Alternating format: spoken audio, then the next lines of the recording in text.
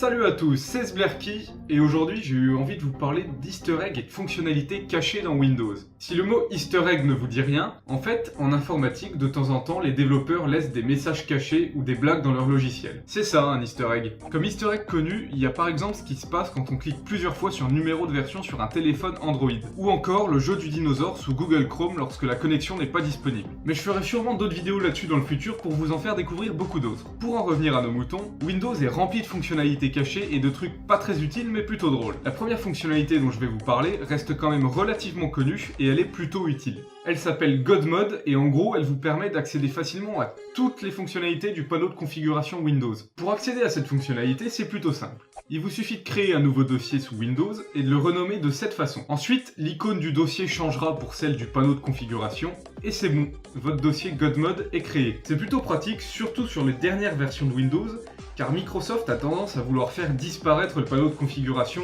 au profit de son application Paramètres. Mais cette appli reste quand même vachement restreinte et parfois vous serez obligé de passer par le panneau de configuration pour faire ce que vous voulez. Donc maintenant vous pouvez faire ça super facilement avec ce nouveau dossier. Après, pour faire des tâches encore plus complexes sur votre PC, vous aurez parfois besoin de l'invite de commande. C'est ce truc noir qui fait peur et qui vous donne l'impression d'hacker la NASA. Et bah cet invite de commande renferme un bel easter egg. Pour le faire apparaître, tapez Telnet dans la barre de recherche Windows et cliquez sur le résultat proposé. Dans la fenêtre qui s'ouvre, cochez Client Telnet, validez, puis fermez la fenêtre. Ensuite, vous pouvez revenir dans l'invite de commande et vous devez entrer cette commande.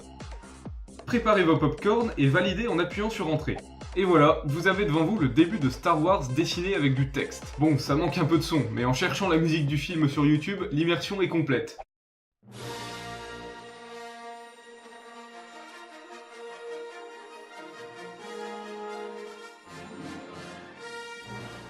Si vous avez un Windows Phone, alors déjà je suis désolé pour vous, ça doit pas être facile tous les jours, mais par contre le prochain easter egg va vous dire quelque chose. Microsoft a caché dans Windows un fichier .exe qui lorsque vous le lancez fait apparaître votre écran de verrouillage en haut de l'écran, et si vous le faites glisser vers le bas, votre PC s'éteindra. Exactement comme pour les Windows Phone. Pour ne plus avoir à éteindre votre PC via le menu démarrer, vous avez qu'à créer un raccourci de ce fichier sur votre bureau, et vous cliquez dessus quand vous voulez éteindre l'ordi. Pour trouver ce fichier, il faut aller dans le dossier System32 et supprimer tous les fichiers.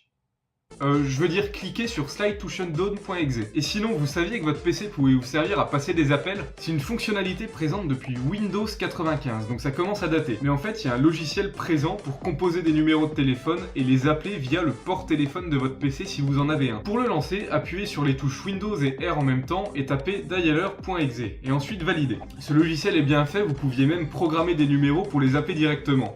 Mais bon, par contre, on oublie les SMS. Aujourd'hui, je suis pas sûr que quelqu'un utilise encore ce logiciel, mais c'est marrant de voir qu'il est resté là malgré toutes les années passées. Toujours à l'époque de Windows 95, la première version de Doom à être compatible avec Windows s'appelait Doom 95. Et pour la communication avec le réseau, le logiciel utilisait sur votre ordi le port 666, en rapport avec le diable, etc. Un petit easter egg propre au jeu, quoi. Donc jusque là, vous vous dites, ok, super Sblerky, mais c'est quoi le rapport avec Windows? Et bah, si vous ouvrez le fichier qui référence tous les ports et leurs services associés sur votre PC, vous verrez que le port 666 reste associé à Doom depuis toutes ces années et c'est ancré dans le système d'exploitation de votre PC. Si vous voulez vérifier ça par vous-même, retournez dans le dossier System32, allez ensuite dans le dossier Drivers puis ETC et ouvrez le fichier nommé Service. Ah, et vu qu'on parle de dossier, il faut savoir que Windows n'accepte pas certains noms lorsque vous voulez renommer un dossier. Par exemple, si vous essayez de faire un dossier nommé con, comme dans « Hey gros con, viens voir !»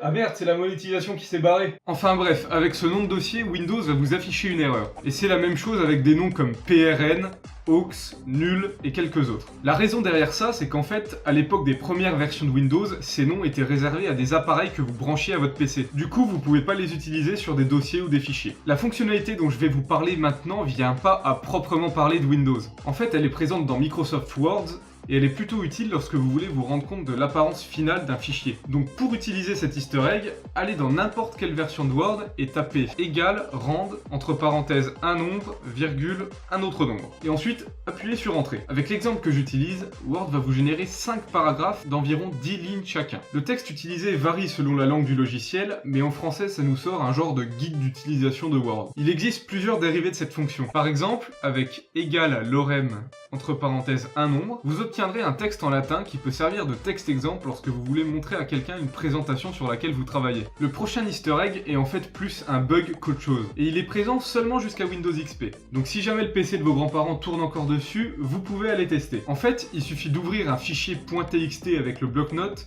et d'écrire dedans une phrase qui suit ce modèle. Un mot de 4 lettres, 2 mots de 3 lettres, et un mot de 5 lettres. Comme par exemple, rose est une fleur. Si vous enregistrez ensuite le fichier, puis si vous le fermez et vous le rouvrez, le texte aura changé. À la place, des caractères chinois seront apparus. La raison derrière ça, c'est que la séquence de 4 lettres, 2 fois 3 lettres et 5 lettres crée ce qu'on appelle un moji-baquet. En gros, en informatique, un moji-baquet, c'est une erreur de décodage des caractères. Et du coup, dans le cas de notre fichier TXT, Windows croit avoir affaire à des caractères en mandarin. C'est pas vraiment utile, mais au moins vous aurez appris quelque chose aujourd'hui. Pour conclure cette vidéo, on va parler de Cortana. Je suis pas sûr que beaucoup de monde utilise cet assistant vocal présent sous Windows 10. Enfin, en même temps, ça peut paraître un peu bizarre de parler à son ordi. Enfin bref, comme on peut s'y attendre, Cortana a son lot d'easter eggs. Je vais pas tous les énumérer dans cette vidéo, sinon ça durerait une demi-heure, mais je vais seulement parler d'un en particulier que j'ai trouvé plutôt insolite. Pour l'activer, il suffit de faire ça. Hey Cortana, lance les dés. Et ça fait 6.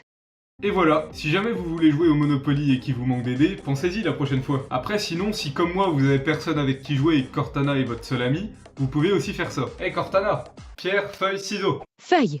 Je suis sûr qu'elle se fera un plaisir de jouer avec vous autant de fois que vous voudrez. Windows a beaucoup d'autres easter eggs, mais la suite Microsoft Office a aussi un beau lot de petites fonctionnalités cachées. Donc si vous voulez une suite à cette vidéo, dites-le moi en commentaire, j'ai largement de quoi faire. Sur ce, si la vidéo vous a plu, n'hésitez pas à mettre un pouce bleu, et si vous vous sentez d'humeur à jouer avec Cortana, vous pouvez même vous abonner, je suis sûr qu'elle approuvera. Portez-vous bien, et à la prochaine pour une nouvelle vidéo.